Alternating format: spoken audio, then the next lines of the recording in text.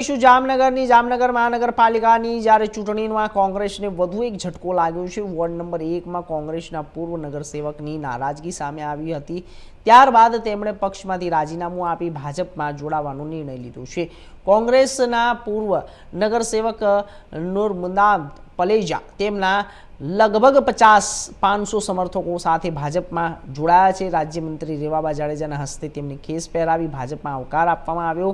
આ જોડાણ બાદ વોર્ડ નંબર 1માં ભાજપના નગરસેવકનો પેનલનો વિજય નિશ્ચિત હોવાનો દાવો ભાજપ તરફથી કરવામાં આવી રહ્યો છે। વોર્ડ નંબર જ્યારે એક પછી એક રાજકીય ફેરફારો થતા કોંગ્રેસમાં નિરાશાનો માહોલ જોવા મળી રહ્યો છે।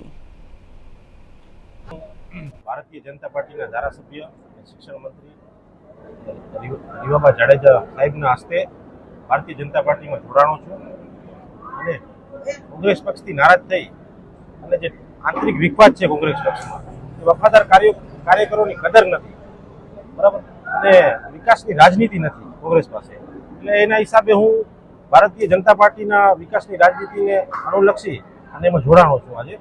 અને વોર્ડ નંબર 1ના જે પ્રશ્નો બાકી છે, સ્થાનિકોના પ્રશ્નો છે અને સ્લમ વિસ્તાર છે, એમાં ઘણા બધા પ્રશ્નો બાકી રહી જાય છે। નંબર 1ની જનતા જનાર્દને આ વખતે મને એવું લાગે છે કે વિકાસની રાજનીતિને પસંદ કરવાનો નિર્ધાર કર્યો છે। ત્યારે વોર્ડ નંબર 1ના ખૂબ જ સક્રિય અને વિસ્તારમાંથી જ ખૂબ જ સરસ શક્તિશાળી પ્રદર્શન કરતા પૂર્વ નગરસેવક કે જેઓ કોંગ્રેસના માધ્યમથી લોકોની વચ્ચે જઈ અને પ્રશ્નોને વાચા આપવાનો પ્રયત્ન કરતા હતા એવા નૂર મોહમ્મદભાઈ પાલેજા, પ્રજાપતિ સમાજના જયંતિભાઈ, એવી જ રીતના જાકુબભાઈ અને એમની સાથે 500 કાર્યકર્તાઓની પૂરી એક સંગઠનની ટુકડી આજે ભારતીય જનતા પાર્ટીમાં જોડાયેલી છે। ત્યારે હું હૃદયપૂર્વકનું એમનું સ્વાગત કરું છું।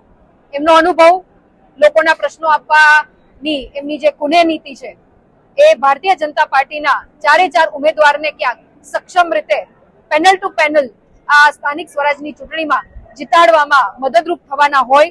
ત્યારે આજે આ દિવસે એમને ભારતીય જનતા પાર્ટીનો કમળનો ખેસ પહેરાવી અને પાર્ટીમાં એમનું સ્વાગત કર્યું છે। આવનારા સમયમાં એમને સાથે રાખીને વિસ્તારની પ્રગતિ, વોર્ડ નંબર 1નો વિકાસ, દરેક સમાજને ન્યાય આપી અને મુખ્ય પ્રવાહમાં વોર્ડ નંબર 1ને લઈ જઈ શકીએ એ માટે આ વખતે જન સમર્થનના માધ્યમથી આપ સૌ નગરજનોને પણ અપીલ કરું છું કે 26મી તારીખે વધુમાં વધુ મતદાન